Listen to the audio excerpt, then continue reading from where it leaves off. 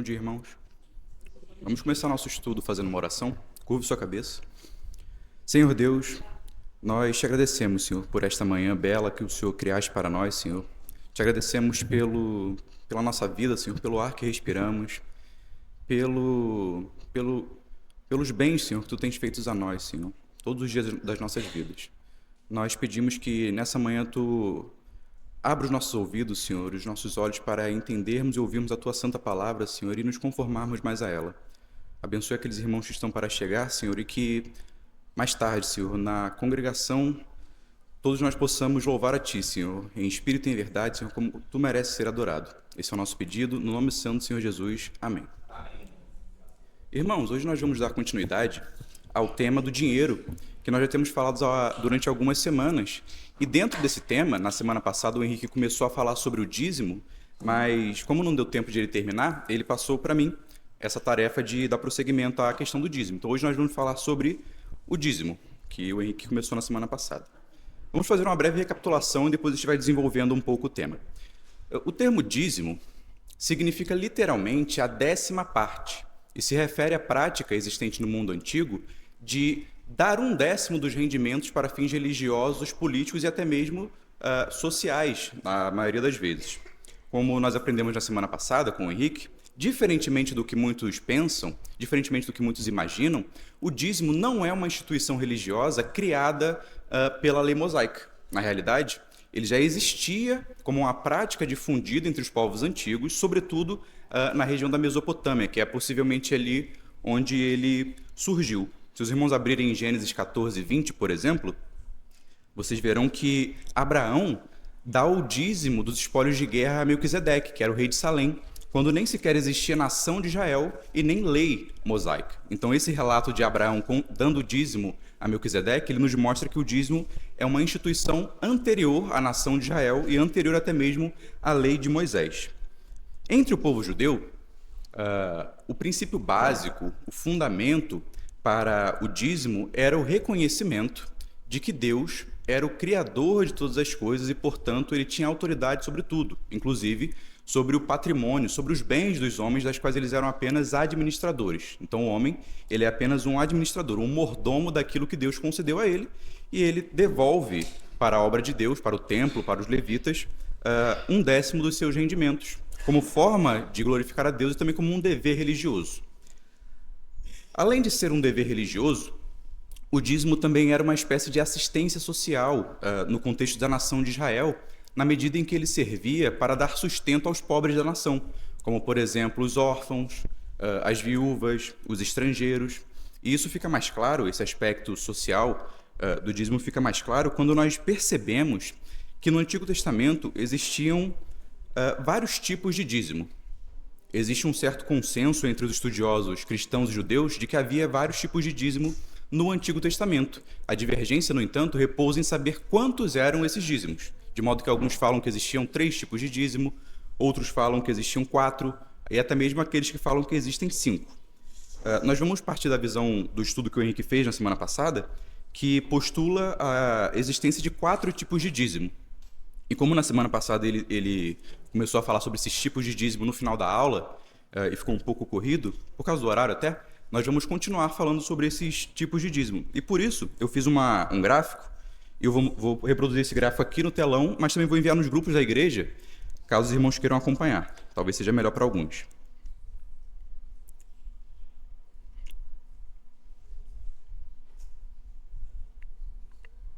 Vou enviar no grupo dos homens também.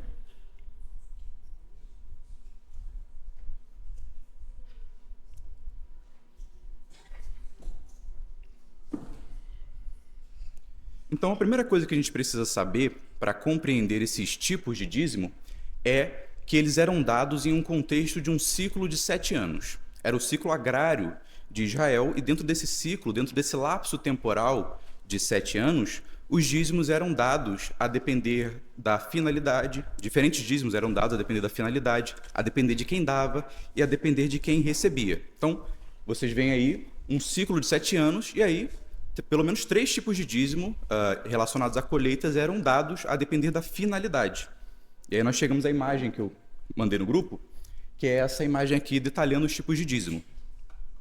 Os irmãos podem ver que são vários, pelo menos 4 tipos de dízimo, alguns falam que é 5. Então, o primeiro dízimo, que é esse intitulado Masher Rishon, literalmente o primeiro dízimo, ele consistia em dar 10% da colheita à tribo de Levi. Visto que os levitas não possuíam terras só suas, não possuíam grandes porções de terra, não havia como eles se sustentarem tal qual as demais tribos se sustentavam. Então esse dízimo, esse primeiro dízimo, que também pode ser chamado de dízimo dos levitas, ele era dado para sustento dos levitas que trabalhavam no tabernáculo e posteriormente no templo de Jerusalém. O fundamento dessa espécie de dízimo é Números 18, 21 e 24, que diz o seguinte: E eis que aos filhos de Levi tenho dado todos os dízimos em Israel por herança, pelo ministério que executam, o ministério da tenda da congregação. E nunca mais os filhos de Israel se chegarão à tenda da congregação, para que não levem sobre si o pecado e morram, mas os levitas executarão o ministério da tenda, e eles levarão sobre si a sua iniquidade. Pelas vossas gerações estatuto perpétuo será, e no meio dos filhos de Israel nenhuma herança terão. Porque os dízimos dos filhos de Israel, que oferecerem ao Senhor em oferta alçada, tenho dado por herança aos levitas, porquanto eu lhes disse: no meio dos filhos de Israel nenhuma herança terão. E falou o Senhor a Moisés, dizendo: Também falarás aos levitas, e dizer-lhes: Quando receberdes os dízimos dos filhos de Israel, que eu deles vos tenho dado por vossa herança, deles oferecereis uma oferta alçada ao Senhor, os dízimos dos dízimos. Então, todo ano, nós vamos falar sobre a periodicidade desse dízimo, mas todo ano a nação de Israel dava uma 10ª parte de sua colheita à tribo de Levi. E se vocês perceberem aí no versículo 26, perceberão que os levitas, desse dízimo que eles recebiam da nação, eles tinham que tirar um outro dízimo para os sacerdotes, que é o que chamam de dízimo dos dízimos, e alguns falam que é um 5º dízimo, é uma 5ª espécie de dízimo. E qual era a periodicidade? Lembre-se que o dízimo era dado num ciclo de 7 anos. Esse dízimo dos levitas, esse primeiro dízimo, ele era dado do ano 1 ao ano 6º. Então, do ano 1 ao ano 6º, todo ano, anualmente, tirava-se uma 10ª parte daquilo que você havia colhido e você dava à tribo de Levi. E no 7º ano não havia, esse dízimo não era dado, porque era o ano de descanso da terra. Como era um ciclo que envolvia a colheita, o 7º ano era o ano da terra descansar. A terra não podia ser cultivada para ela descansar, gerar mais nutrientes, e também era uma forma de demonstrar confiança na providência divina. Então vamos tomar um exemplo que talvez nos ajude a compreender a lógica desse primeiro dízimo. Imagine que você é um israelita e você cultiva uvas. E naquele ano você colheu pelo menos aí 1000 cachos de uva. Você tem que tirar um 10º para dar à tribo de Levi, como forma de sustento aos levitas. Então, quanto é um 10º de 1000? Quanto é 10% de 1000? 100 cachos de uva. Então, esses 100 cachos de uva você vai tirar, você vai levar a Jerusalém para dar aos levitas como forma de primeiro dízimo. É o dízimo dos levitas.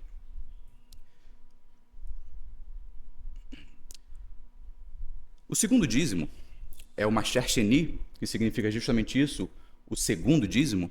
Ele, diferentemente do outro, ele não era dado na maioria dos anos do 7º ano. Ele era dado nos anos 1, no ano 2, no ano 3º ele não era dado no ano 4º, no ano 5º, e no 6º ano ele também não era dado, nem no 6º, nem no 7º. Esse dízimo, ele correspondia a 10% do restante daquilo que ficou após você entregar a parte dos levitas. Voltando ao nosso exemplo, imagine que você tirou os 1000 cachos de uva, você tirou o dízimo dos levitas. 100 cachos de uva, sobraram 900 cachos de uva.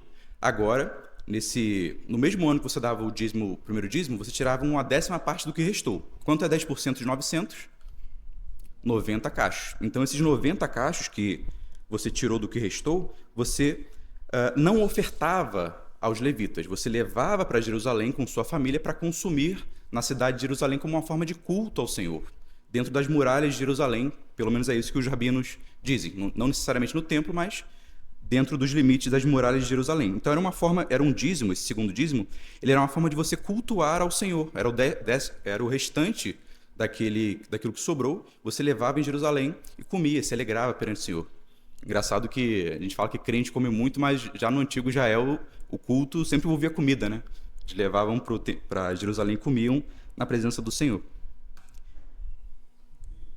O fundamento desse segundo dízimo é Deuteronômio 14, 22, 26, que diz: Certamente darás os dízimos de todo o fruto da tua semente, que cada ano se recolher do campo, e perante o Senhor teu Deus, no lugar que escolher para lhe fazer habitar o seu nome, Jerusalém, comerás os dízimos do teu grão, do teu mosto e do teu azeite, e os primogênitos das tuas vacas e das tuas ovelhas, para que aprendas a temer ao Senhor teu Deus todos os dias.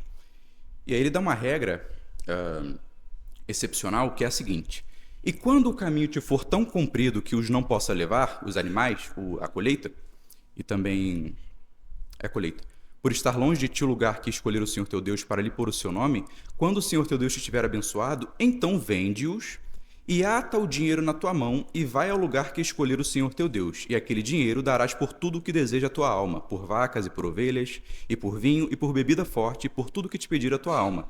Come-o ali perante o Senhor teu Deus, e alegra-te tu e a tua casa. Então, qual é a regra do segundo dízimo?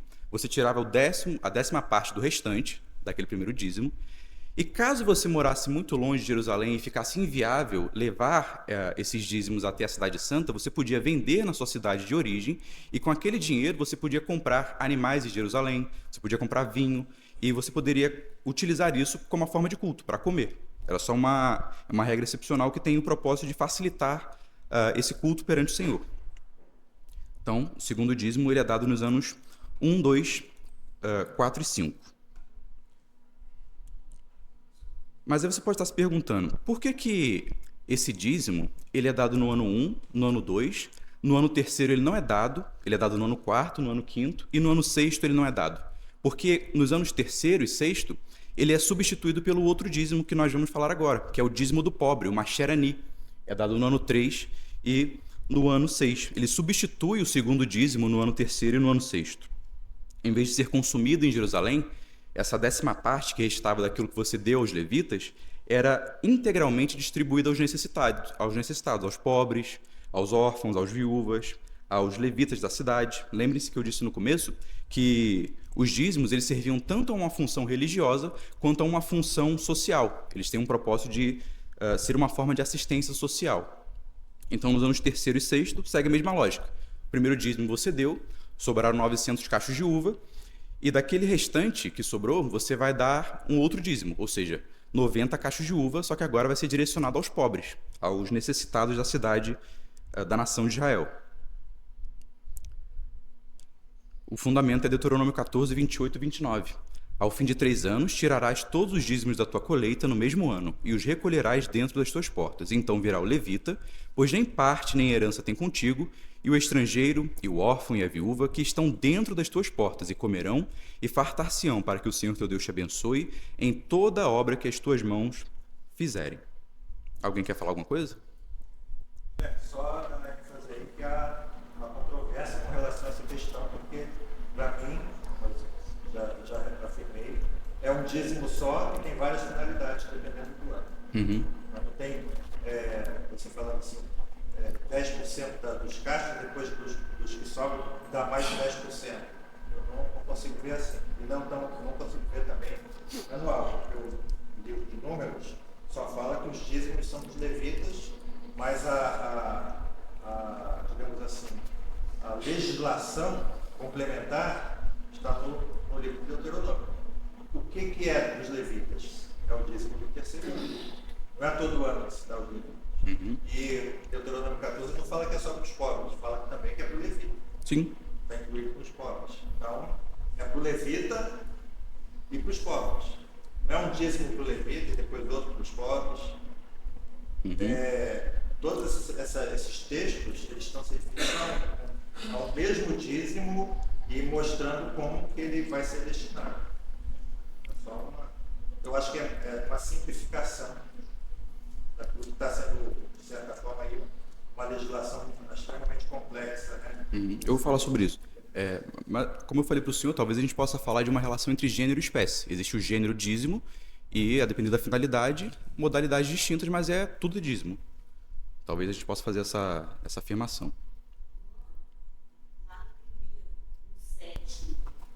Eu recordo que eles faziam.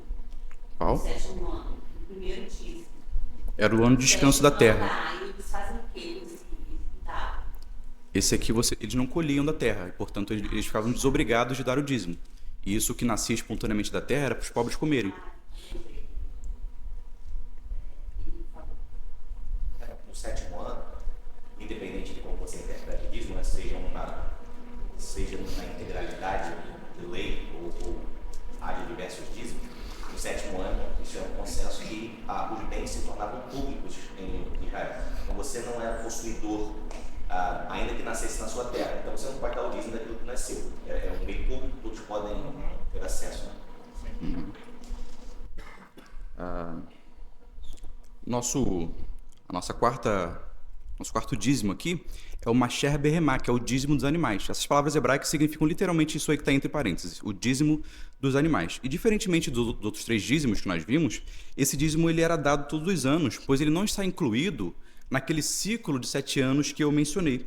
Esse ciclo de 7 anos, ele está estritamente relacionado à lógica de colheita na terra de Israel. Deus ordenou ao povo que eles cultivassem a terra durante 6 anos, mas no 7º ano a terra deveria descansar. É o que nós tomamos hoje com outro sentido, mas é o famoso ano sabático. Hoje nós tomamos como férias prolongadas, mas esse 7º ano de descanso da terra é o ano sabático, é o ano em que a terra descansa, dentre outras coisas, para se recuperar e a fim de que ela não perca os nutrientes que dão crescimento à colheita. Era também o ano em que os pobres podiam comer daquilo que nascesse espontaneamente da terra. Era o ano em que os presos, os escravos, eram libertos.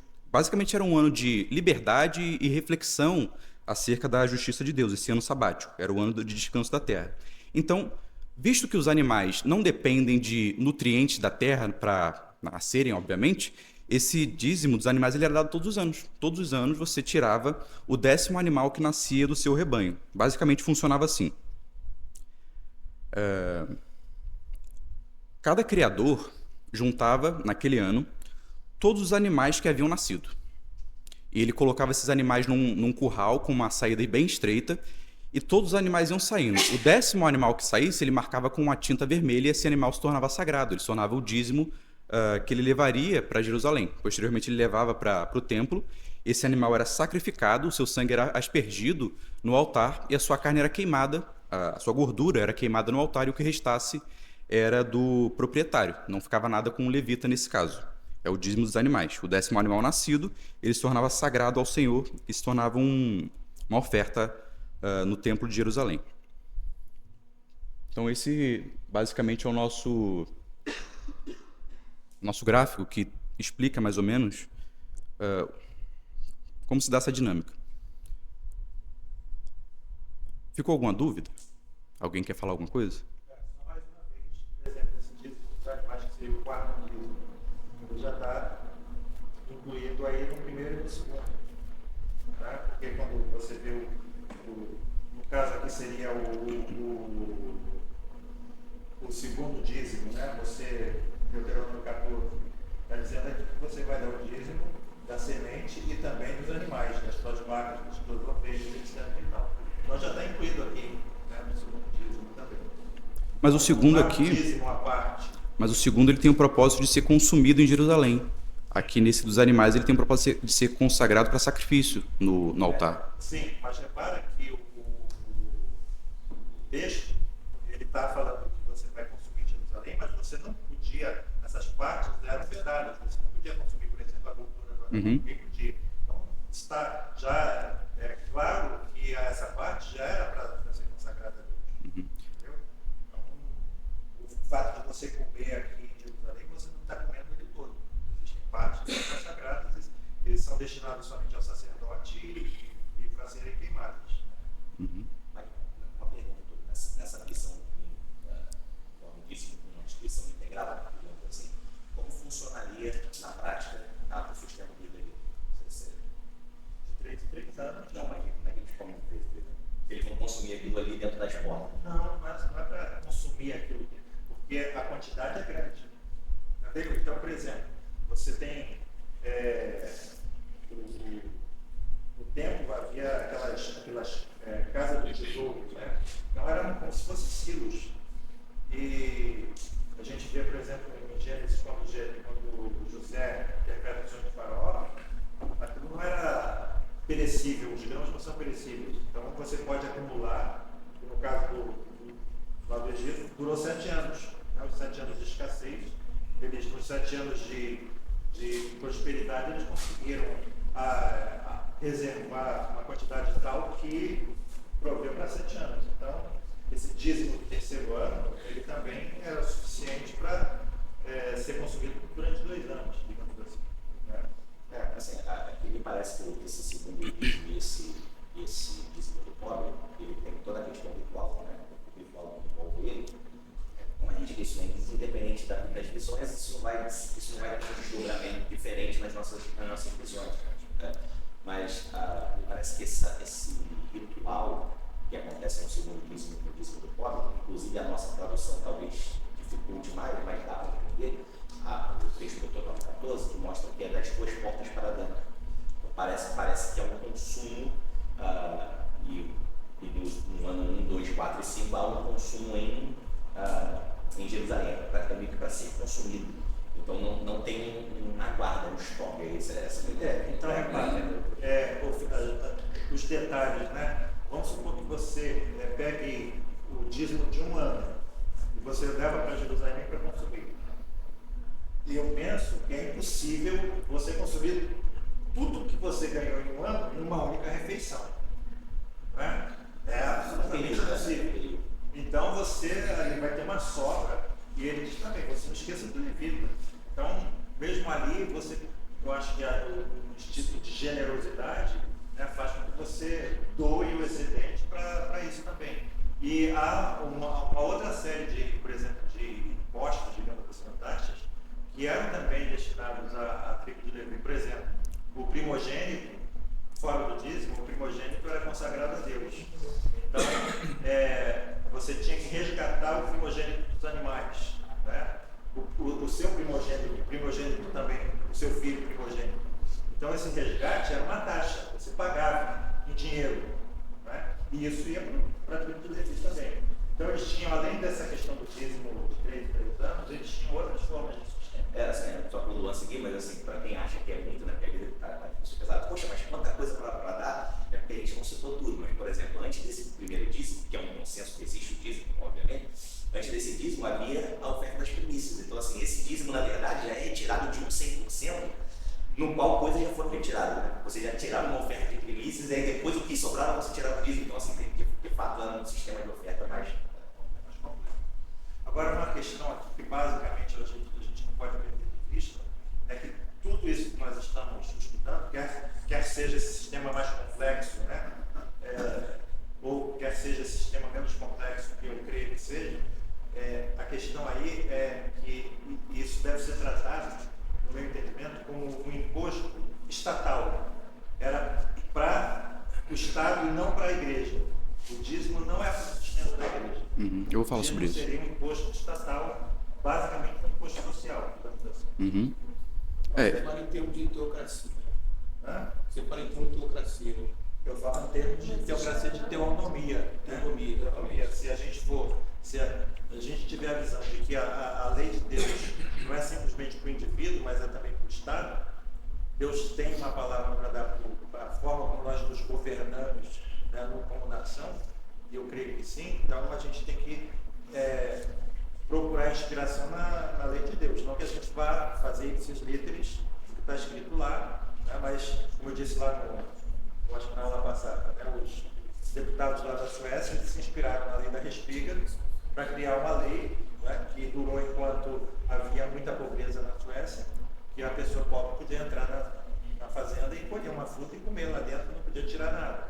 Mas já era uma forma de mitigar a fome. Mas isso foi uma inspiração na Escritura Sagrada.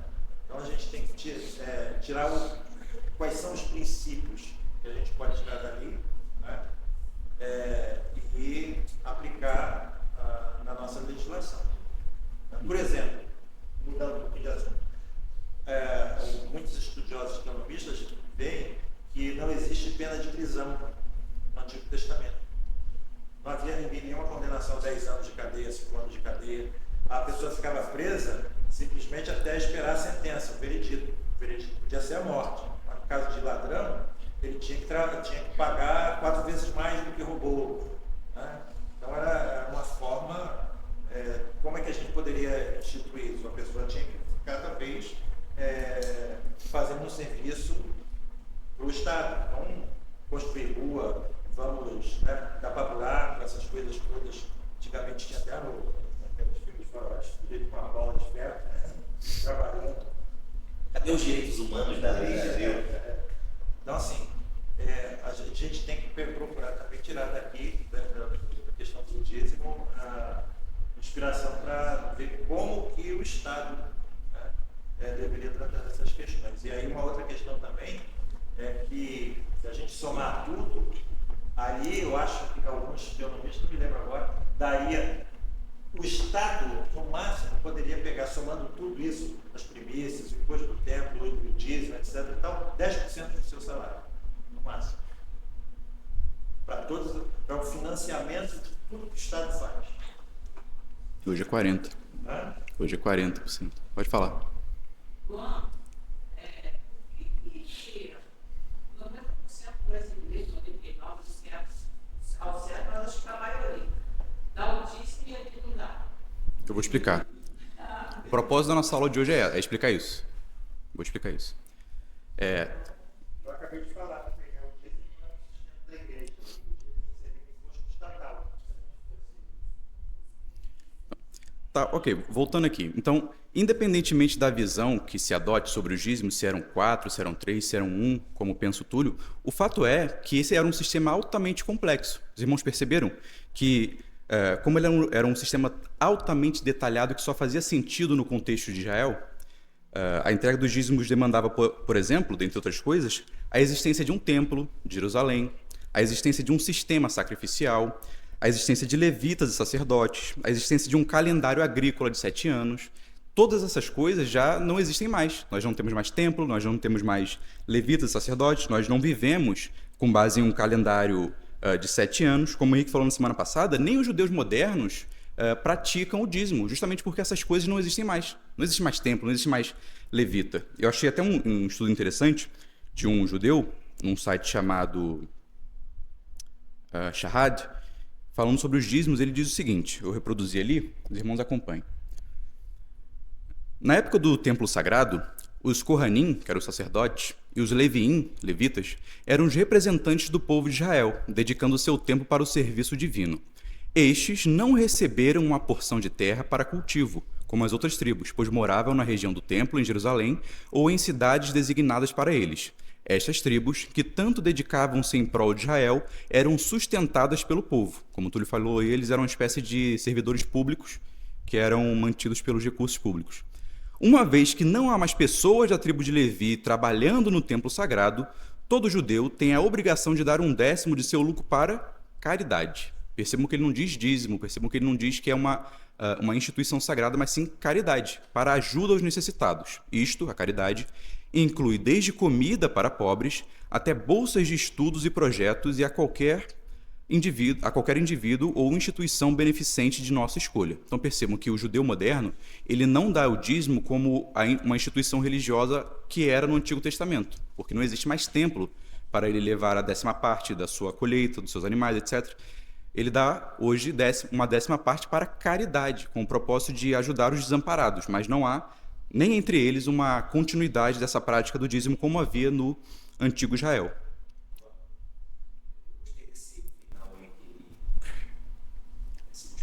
Essa última frase, né? Isto inclui desde comida para os pobres até bolsas de estudos e projetos. Às vezes, a gente pensa muito na assistência, naquela coisa, a solução mais imediata do problema da pessoa, né? Fome, uma conta de luz e tal, e óbvio, isso é muito importante. Mas às vezes, a gente pode trabalhar com a ideia de que a pessoa pode passar certo aperto na vida por um período, talvez seja melhor, e nós investimos, nós ajudarmos a pessoa a fazer um determinado curso, né? Ela evoluir, e daqui a pouco ela não precisa mais da gente. É verdade. A comunidade evoluir. Às vezes a pessoa teria uma vida um pouquinho mais menos privada de necessidade nesse momento, se a igreja sustentar. Às vezes a gente pode tentar diminuir esse recurso, ela vai passar um aperto, sei lá, um período de um curso, né, 3 anos, 4 anos, 5 anos, mas quando acaba ali, a gente, né, conduziu aquela pessoa a produzir para a sociedade e ela meio que se sustentar. Ensinar a pescar, né? Ensinar a pescar também. E, Luan, um comentário. meu irmão Luciano, ele diz ele que virou judeu. Virou judeu? Diz Foi ele que virou. circuncidado? Não. Então não é judeu. Ele fez amizade com o rabino aconselha ele, aí quando ele estava para casar, o rabino deu giro para ele casar, ajudou. Aí agora ele se separou, o rabino ajudou, ele não foi nesse negócio. Eu acho que ele já está explorando o rabino. Será que se eu conhecer um judeu, ele tira meu nome do Serasa? Só para Brincando. afirmar que realmente eles fazem isso. Até hoje. Caridade, né? E aí, mais uma vez, não fala nada de sinagoga, né? Do estado da sinagoga. Exatamente. Na semana passada é uma associação. Você paga uma taxa para fazer parte da sinagoga. Então, feita essa introdução, nós vamos tentar responder, ou vamos responder, na verdade, a pergunta da mãe do Henrique. Por que hoje a nossa igreja, pelo menos, não dá os dízimos? Ou, de uma outra forma, os dízimos são obrigatórios hoje? E se o vou complementar mesmo? Por que não dá? E se é rápido? Tá. Uma coisa que eu ia falar também passando, quando a gente fala da questão dos dízimos também, né? Fala de sociedade agropastoril. Ele não fala, por exemplo, do jornaleiro que tinha que dar o dízimo da diária dele, né? Não fala do artesão, por exemplo, Simão o curtidor, né? Fazia tecido de couro. Não fala de dízimo do fruto desse trabalho manual, a qual fazia rendas, né? Então havia uma série de outras, digamos assim, atividades econômicas que a gente não vê nenhuma referência a essas atividades econômicas, né, na questão. Verdade. O texto mais utilizado para fundamentar a obrigatoriedade do dízimo hoje, como os irmãos talvez saibam, é sem dúvidas Malaquias 3, 8, 10. Talvez vocês já devam ter ouvido esse texto várias vezes no momento de ofertas das igrejas que vocês vieram, assim como eu ouvi. E o texto diz o seguinte: roubará o homem a Deus? Todavia vós me roubais e dizeis: em que te roubamos? Nos dízimos e nas ofertas. Com maldição sois amaldiçoados, porque a mim me roubais. Sim, toda esta nação. Trazei todos os dízimos à casa do tesouro, para que haja mantimento na minha casa. E depois fazei prova de mim nisto, diz o Senhor dos Exércitos, se eu não vos abrir as janelas do céu e não derramar sobre vós uma bênção tal, até que não haja lugar suficiente para a recolherdes.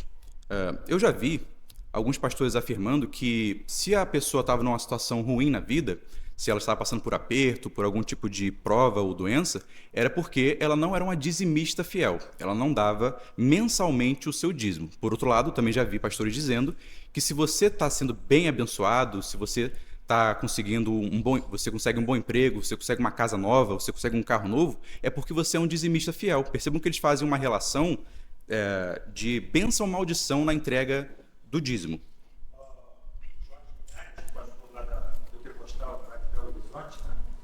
Tem um livro sobre o dízimo, ele compara essa questão com o baú da felicidade do Silvio Santos.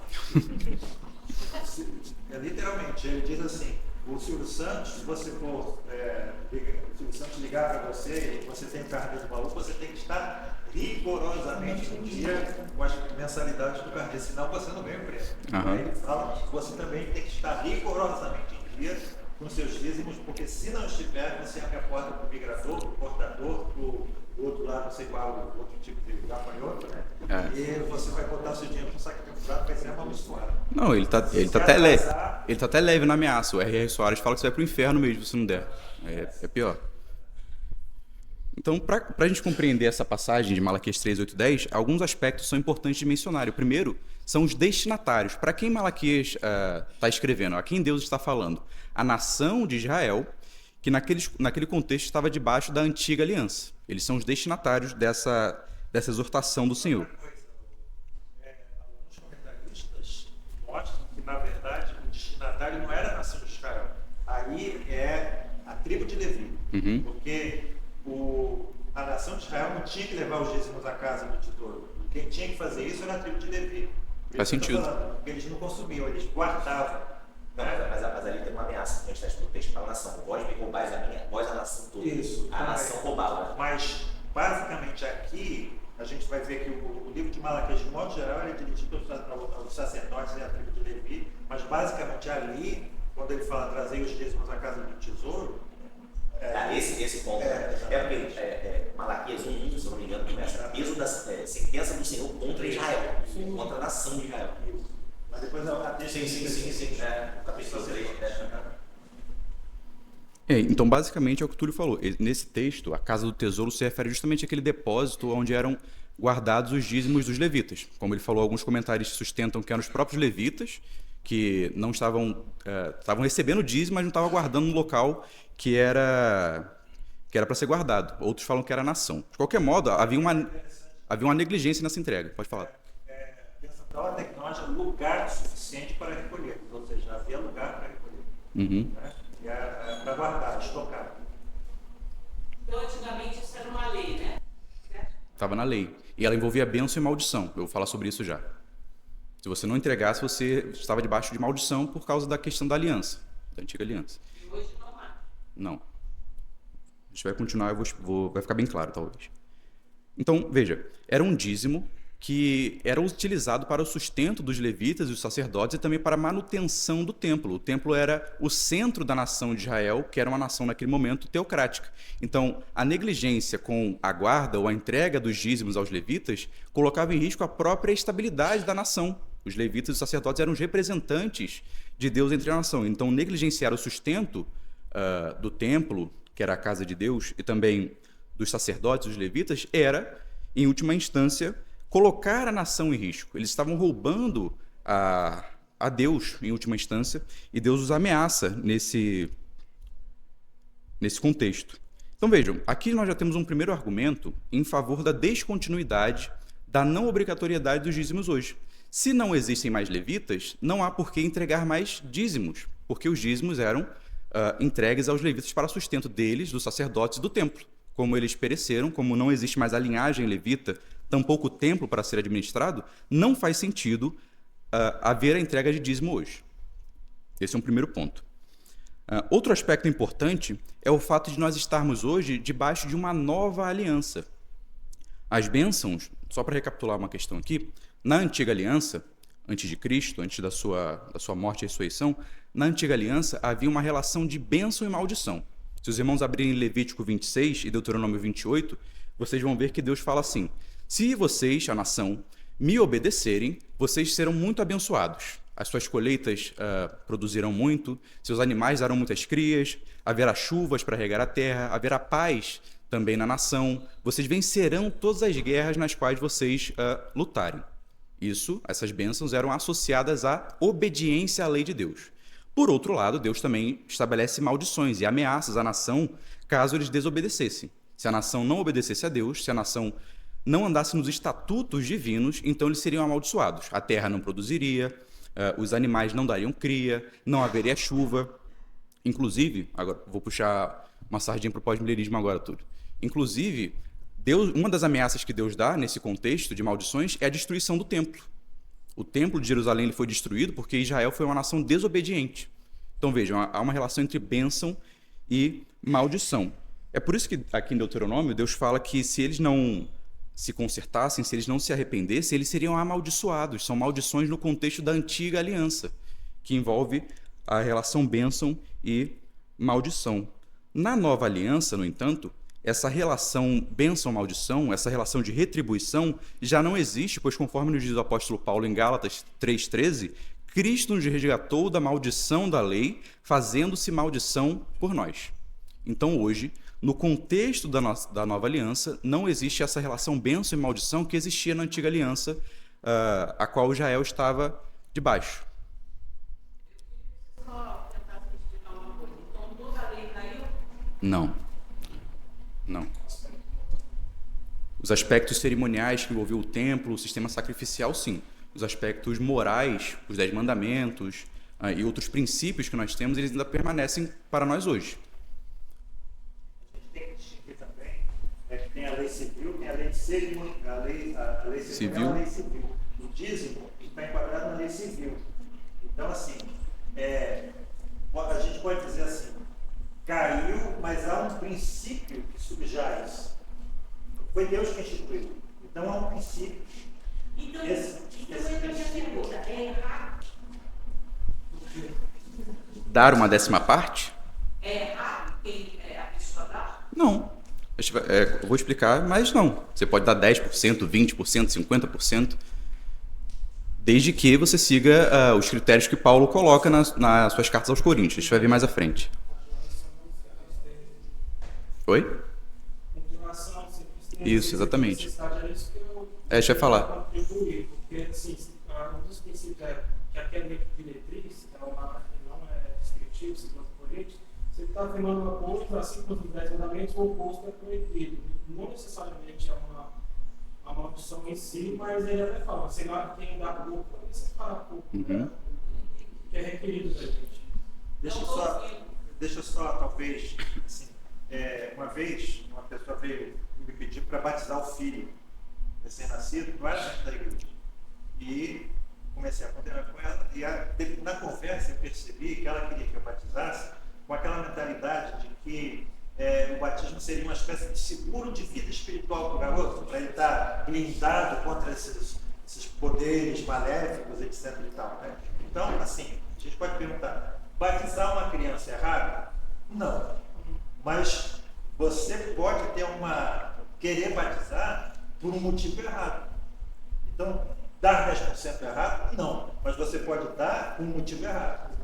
Certo? Então, a motivação, se você acha que é igual o Jorge Liares, se você não der o dízimo, você vai estar sendo amaldiçoado pelo cortador, pelo migrador, pelo não sei o quê, aí é errado. Sim. Aí dá para o motivo errado, tratando como pecado? A relação de oferta tem a ver com bênção e maldição? Não. Também não. Não nesse sentido do Antigo Testamento, Levítico chama de vingança da aliança. O descumprimento dos preceitos da lei leva a maldições, e essas maldições estão muito relacionadas à nação de Israel. Por exemplo, a destruição do templo, a não procriação de animais. E como Deus vê, por exemplo, quem não dá oferta? Desagrado, sem dúvida nenhuma, com desagrado. Com desagrado, sem dúvida nenhuma, com desagrado. Mas não nesse sentido de ser amaldiçoado.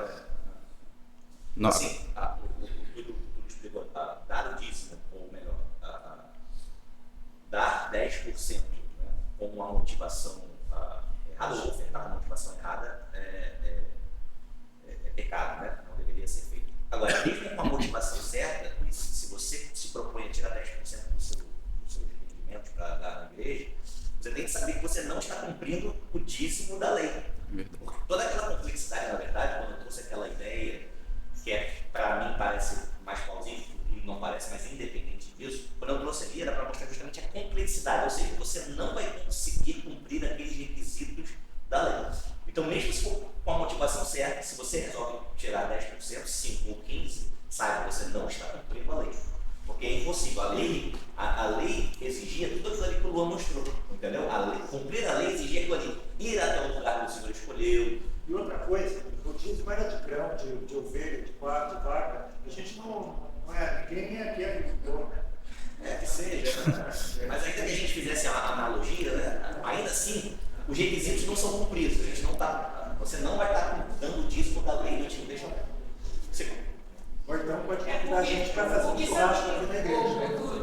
Por que eu estou falando isso? Porque hoje a igreja aqui, né, e a igreja reformada, enfim, ela vive de ofertas. E aí, veja bem, outro dia, eu acho que foi o Henrique que estava falando sobre isso. E se a maioria não ofertar? Como vai viver a igreja? Bem, porque isso é um assunto sério. Sim. Dinheiro é um assunto sério. Então, assim, a minha questão é com relação às pessoas da igreja, entendeu? Como que isso funciona? Como que Deus vê? Como que é isso? Entendeu? Mas aí vem a confiança no Senhor, que Ele vai levar a obra dele ao tempo que Ele decidiu. Essas pessoas que são salvas, que sabem realmente, e quem tem crido, vai ofertar de maneira que a obra dele vai até o final. Então ele nunca vai, como disse o Henrique na aula passada, é o Espírito Santo que conduz todas as coisas. As pessoas ofertantes sempre vão ter, de maneira generosa, de maneira a fazer a obra dele prosperar. E vai ser vitoriosa sempre. E para isso que existe o ensino. O ensino é para reforçar isso. Por isso que a gente está dando aula sobre a oferta. Para estimular no coração, nós lembrarmos dos princípios sabendo que não é o mandamento do dízimo, mas que é um dever nosso ofertar. Eles podem falar assim, poxa, como é que pode uma igreja daquela tão linda, lindo ali e vivendo de oferta? Aí não deu o tempo que foi para fazer isso aqui, de arrecadação. Eu vi um vídeo de um missionário, que o missionário falou assim, ó, hoje a gente não tem mais nada para comer, a esposa dele falou. Você sabe, foi retratando uma realidade, esqueci o nome do missionário. Aí ela estava comendo o último alimento deles e ainda tinha repartido com outras pessoas. E ele, na hora da oração dele, ele falou, o senhor sabe que a gente tem que nos alimentar amanhã. E no mesmo momento alguém bate a porta dele, com várias ofertas, várias coisas. Então assim, Deus sempre vai. É o que eu falo, é questão de confiança mesmo. Primeiro, acho que o Agnello ou o Gustavo? Agnello. O apóstolo Paulo diz que Deus ama mudar com alegria. E certos dias ele se impõe como se fosse uma barganha com Deus. Vocês estão antecipando minha aula, pô. Se estragar o Novo Testamento, eles davam até um mais de 10%. Mas era uma coisa com alegria, não era uma barganha que Deus achando que ia receber mais e mais. Pode falar. Eu ia falar, mas eu não sugiro você continuar, senão a gente vai terminar essa rotina. Eu acho que não vai, não. É muito assunto ali, não tem problema ali, não tem nada de Então, só para responder a mãe do Henrique, pense, por exemplo, na circuncisão. A circuncisão, o ato de cortar o prepúcio do menino nascido, ele estava no contexto da nova aliança ou da antiga aliança? Da antiga aliança. Hoje existe circuncisão? Não, porque cessou com a antiga aliança, era um aspecto cerimonial da lei. Agora pense, por exemplo, no mandamento do não matarás. Ele ainda vale para nós hoje? Vale, porque ele é um princípio da lei moral. Ele permanece até hoje. Aspectos cerimoniais da lei, que envolviam o templo, envolviam o sacrifício, envolviam consagração e aspectos civis, como o dízimo que nós estamos vendo, eles cessaram com o advento da nova aliança, mas os aspectos morais da lei permanecem até hoje. Então vejam, o dízimo ele estava nesse contexto de antiga aliança. Como a antiga aliança cessou e surgiu uma nova aliança, não faz sentido nós impormos o texto de Malaquias 3:8-10 como algo vinculante, inclusive afirmando que quem não é dizimista vai ser amaldiçoado, porque não faz sentido. A lei, esse aspecto da lei já cessou, ele não vigora mais hoje. Então ignorar isso é negar, é basicamente judaizar a igreja, como havia no primeiro século. Havia pessoas que tentavam aplicar preceitos do Antigo Testamento cerimoniais à igreja. Falavam que você tinha que ser circuncidado, etc, etc, etc. Portanto, hoje, sobre esse tema, não existe mais a obrigatoriedade de entregar 10% dos rendimentos à igreja, como havia no Antigo Testamento. Isso não significa que devemos ser negligentes no sustento da obra de Deus, como já falamos, e nem que devemos contribuir de qualquer maneira. O Novo Testamento, sobretudo Paulo, em suas cartas, ele tem um ensino muito claro a respeito das contribuições. Então, nessa parte final, eu vou tentar falar sobre o que Paulo diz, se bem que vai ficar bem corrido, né? Está bem extenso, acho que vai perder muito de conteúdo da aula, talvez. Quem quer falar, pode. Quer falar alguma coisa?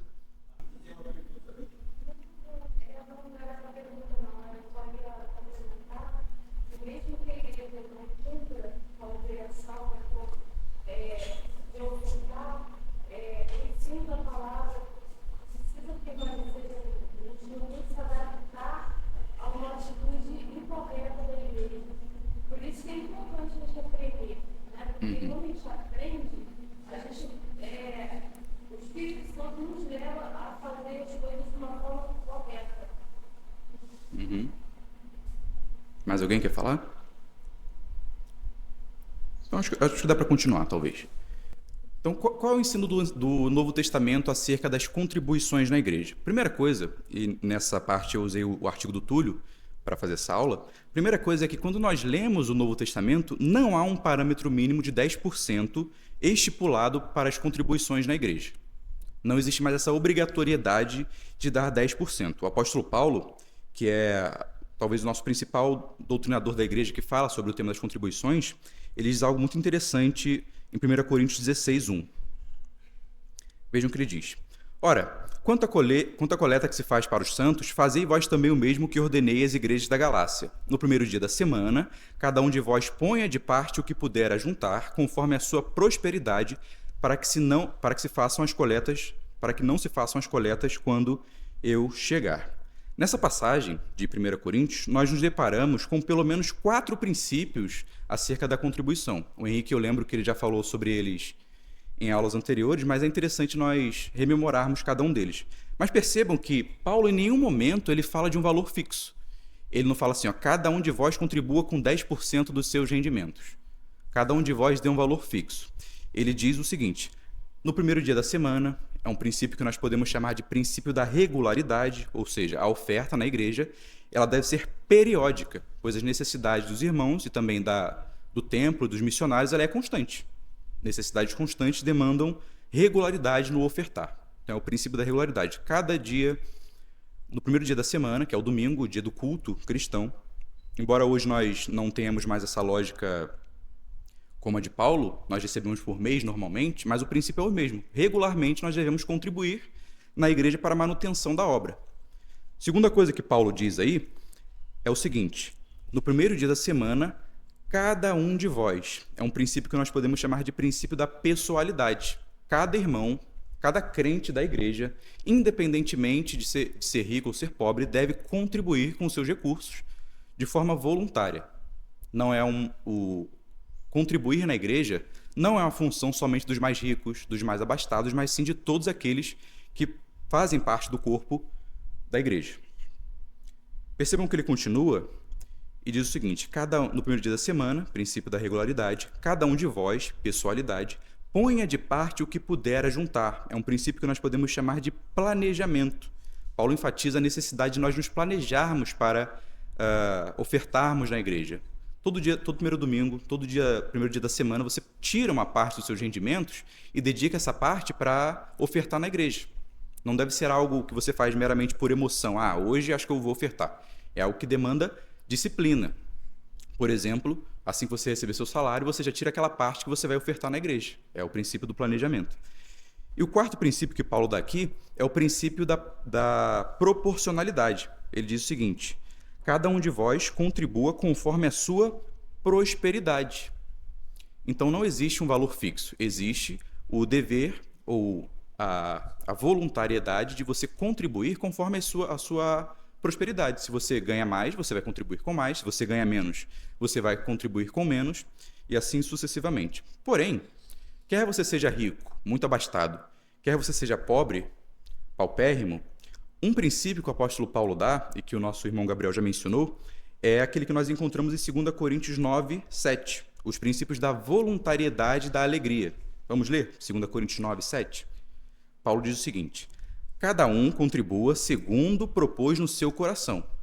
É interessante que na igreja que eu era, num domingo, a pessoa no momento da oferta lia, trazei todos os dízimos à casa do tesouro. Dízimo é 10%, é um valor fixo. No domingo seguinte, liam esse texto, cada um contribua segundo propôs no seu coração. As pessoas não percebem que existe uma contradição.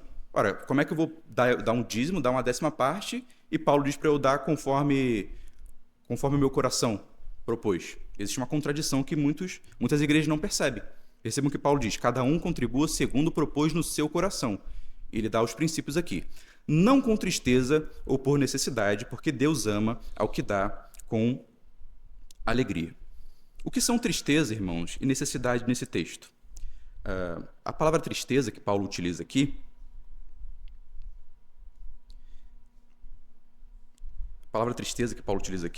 ela tem o sentido de dar com um coração triste ou pesaroso.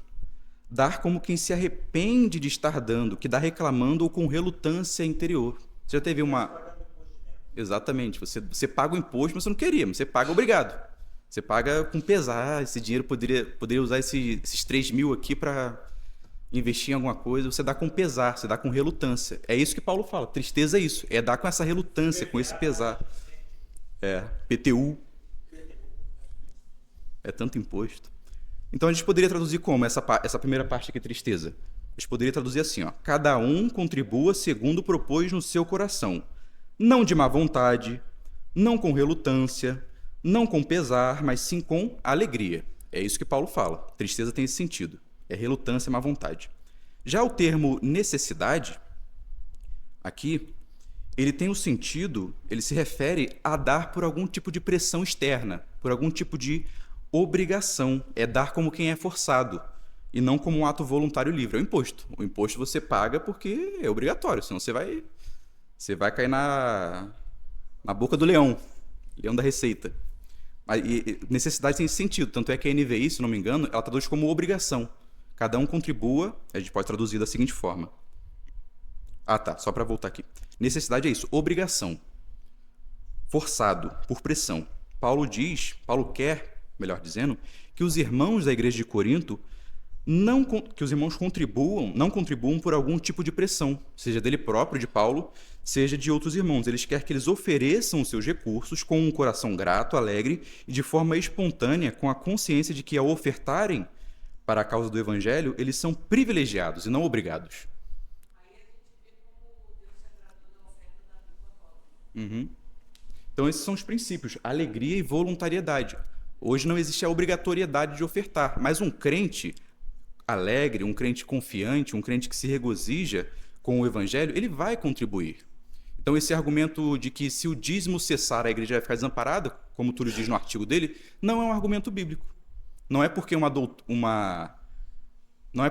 ao afastar uma falsa doutrina nós ficaremos prejudicados que nós devemos ensinar essa falsa doutrina.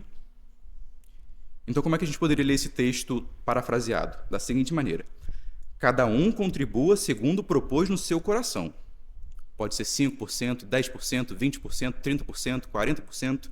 Mas qual é o requisito? Alegria e voluntariedade. Cada um contribua segundo propôs no seu coração. Não com tristeza, não de má vontade, não com pesar, não com relutância, e nem por necessidade, nem por obrigação, nem por pressão, mas sim com alegria, porque Deus ama quem assim o faz.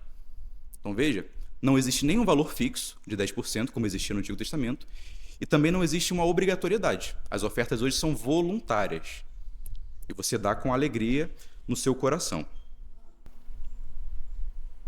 É uma dúvida. Como que foi plantado na igreja evangélica, né? Após a igreja católica, foi a igreja católica que trouxe essa questão dos 10%, porque eles também têm essa questão do dízimo, né? A igreja católica? Não sei. Mas não é 10% não. Não é? Mas é uma excelente pergunta. Por quê? Porque quando a gente pega essas questões doutrinárias, para onde a gente recorre normalmente? Para a reforma. A gente vai ver o que os reformadores, o que a igreja na reforma fez. E as igrejas discutiram o dízimo e mantiveram. Por exemplo, a igreja da Inglaterra, ela discutiu o dízimo, né, e eles mantiveram o dízimo. Por diversas questões, nós temos que lembrar que a política, né, a realeza era muito ligada à igreja. Então, para o rei da Inglaterra não tinha como abrir mão da contribuição que a igreja trazia. Então a gente também tem que considerar isso. Mas, de fato, é uma boa pergunta e os reformadores se debruçaram sobre isso e ainda tem havido controvérsias, foi mantido o dízimo naquele período. Porque é uma unanimidade nas igrejas, né? São poucos que falam disso. Acho que o Caio Fábio não fala de dízimo, não, né? Caio Fábio. Eu acho. Então, um relógio parado acerta o investimento. Então, como é que a gente, para fechar, como a gente faz para gerar na igreja, nos irmãos, um senso de que, embora a oferta não seja obrigatória, você deve contribuir. Deve não no sentido de obrigação, mas no sentido de manutenção da obra de Deus. Não obrigatória, mas como é que nós fazemos isso? Nós não precisamos ensinar uma doutrina falsa, como a dos dízimos, para que os irmãos ofertem na igreja. Nós precisamos ensinar o que Paulo ensinou na sua carta aos Coríntios, na sua segunda carta. Eu vou ler para terminar. Paulo diz o seguinte: olha como é interessante o relato que ele faz dos irmãos da Macedônia. Agora, irmãos, queremos que vocês tomem conhecimento da graça que Deus concedeu às igrejas da Macedônia, no meio da mais severa tribulação, a grande alegria e a extrema pobreza deles. Veja, a igreja da Macedônia, as igrejas da Macedônia eram igrejas extremamente pobres. Mas olha o relato que Paulo faz. No meio da mais severa tribulação, a grande alegria e a extrema pobreza deles transbordaram em rica generosidade. Pois dou testemunho de que eles deram tudo quanto podiam, e até além do que podiam. Márcio sempre fala, né, que geralmente os mais generosos geralmente são aqueles mais pobres, né? Esse é o caso, pelo menos, aqui da igreja da Macedônia. Pois dou testemunho de que eles deram tudo quanto podiam e até além do que podiam. Por iniciativa própria, eles nos suplicaram insistentemente o privilégio de participar da assistência aos santos. Veja, Paulo não queria a oferta, e eles pobres, insistiram para Paulo ficar com a oferta. E não somente fizeram o que esperávamos, mas entregaram-se primeiramente a si mesmos ao Senhor e depois a nós pela vontade de Deus. Todavia, assim como vocês se destacam em tudo, na fé, na palavra, no conhecimento, na dedicação completa e no amor que vocês têm por nós, destaque-se também neste privilégio de contribuir. Mais uma vez, não é uma obrigação, é um privilégio.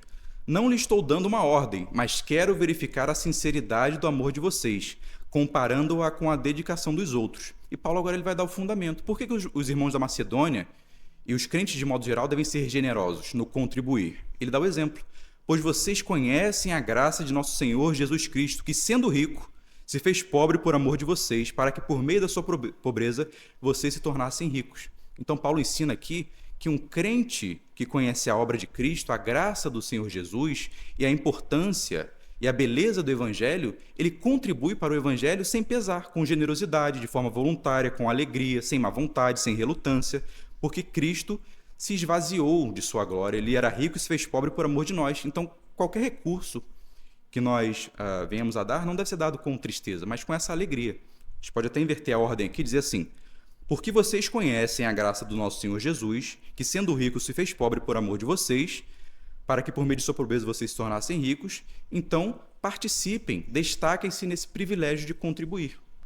A contribuição é um indício de crentes que conhecem essa graça. Então, se nós ensinarmos isso constantemente, que o contribuir é um privilégio, que o contribuir é algo que deve brotar de um coração alegre, a igreja jamais ficará desamparada.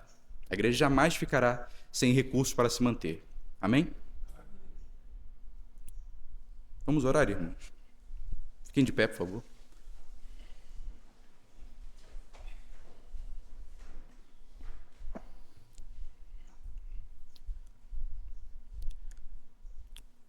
Santo Deus, Trino, nós nos dirigimos a Ti, Senhor, Pai, Filho e Espírito Santo, para Te agradecer por esta manhã em que pudemos aprender um pouco mais da Tua santa palavra, Senhor.